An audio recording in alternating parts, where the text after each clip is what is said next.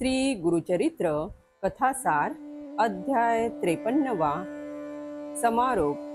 श्री गणेशाय नमः। सिद्धांनी नामधारकांना श्री गुरूंचे परम पवित्र चरित्र सांगितले। ते ऐकून त्यांचे मन ब्रह्मानंदी निमग्न झाले। त्यांना भावावस्था प्राप्त झाली। अष्टसात्विक भाव दाटून आले आणि श्री गुरूंविषयी वाटणारी प्रेमभक्ती अश्रुरूपाने डोळ्यातून पाझरू लागली। ते पाहून सिद्धांना मोठे कौतुक वाटले। त्यांनी नामधारकांना आलिंगन दिले, प्रेमाने कुरवाळले व म्हणाले, वत्स, भानावर या। ही तुमची भावावस्था कायम राहिली तर मी तुम्हाला जे ज्ञान दिले आहे ते तुमच्या हृदयात बंदिस्त होऊन राहील। मग लोकांचा उद्धार कसा होणार? म्हणून अंतकरणात श्री गुरूंविषयी दृढ भक्ती ठेवून विहित कर्माचरण करत रहा। तुम्ही श्री गुरूंचे चरित्र जाणून घेण्याची सदिच्छा व्यक्त केली, म्हणूनच तापत्रयाचे हरण करणारी अनुपम अशी अमृतवाणी माझ्या मुखातून प्रकट झाली। आता हेच गुरुचरित्र तुम्ही लोकांना सांगा। या सेवेने श्री गुरु तुमच्यावर नित्य प्रसन्न राहतील। त्यांच्या प्रसादाने संसारी जीवांना दिलासा मिळेल। ते ऐकून नामधारकांनी डोळे उघडले, सिद्धांना हात जोडून नमस्कार केला व म्हणाले, गुरुराया, तुम्ही अतिशय कृपावंत आहात। आम्हा भक्तांचा आधार आहात। श्री गुरुचरित्र म्हणजे परमामृत। श्री गुरुचरित्र म्हणजे आनंदाचा ठेवा। ते कितीही ऐकले तरी मनाचे समाधान होत नाही। आता एकच विनंती आहे, अनेक औषधींचे सार काढून एकच बहुपयोगी रसायन बनवावे।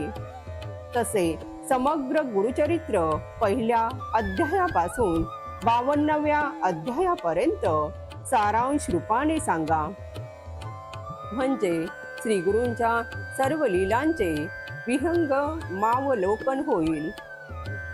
नामधारकांची विनंती ऐकून सिद्धांना आनंदच झाला। त्यांनी अध्यायावर सर्व कथांची उजळणी केली। म्हणाले, हे सच्चिष्य श्री गुरु नरसिंह सरस्वती स्वामी महाराज आपल्या भक्तांना पूर्वीप्रमाणे आजही दर्शन देतात। तुमच्या विनंतीवरून मी तुम्हाला श्री गुरुचरित्राची अवतरणिका सांगितली। त्या कथांच्या नुसत्या स्मरणानेही भक्तांचे कार्य होतील। ते ऐकून त्यांचे चित्त अतिशय प्रसन्न झाले। त्यानंतर नामधारकांच्या विनंतीवरून सिद्धांनी त्यांना श्री गुरुचरित्राचे नित्य पठण कसे करावे, सप्ताह पारायण कसे करावे, त्या काळात आचरण कसे असावे, पूजन नामस्मरणादी कर्मे कशी करावीत, उद्यापन कसे करावे याबद्दल सविस्तर माहिती सांगितली। तेव्हा गुरुदेव, माझ्या सर्व कामना पुरून तुम्ही मला अगदी कृतकृत्य केले आहे, असे म्हणून नामधारकांनी त्यांना साष्टांग नमस्कार घातला।